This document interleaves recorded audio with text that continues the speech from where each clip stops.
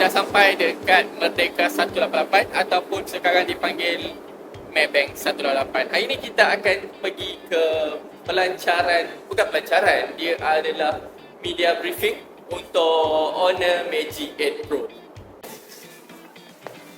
Honor. Alright,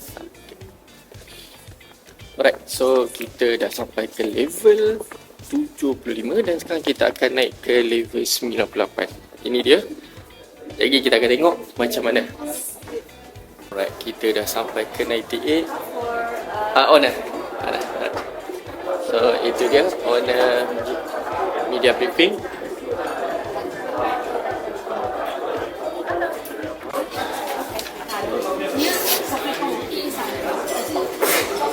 Alright, device pun dah dapat. Dia dekat dalam tu.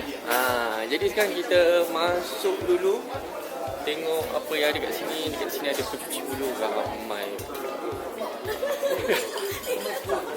Oh, ya. Assalamualaikum. Alhamdulillah sihat. Siapa lagi? Oh, Izzuan dah sampai. Assalamualaikum. Hey, mana tu? Selamat datang ke Nara Tamin Sari. Papok lah share view sini. Ni baru 98 weh.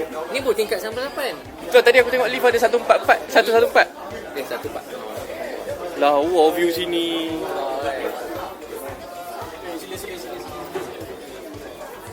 Papok So ini kali pertama kita berada pada tingkat 98. Lawa amat. Ush. So ini dia view pada ketinggian 98 Merdeka 118.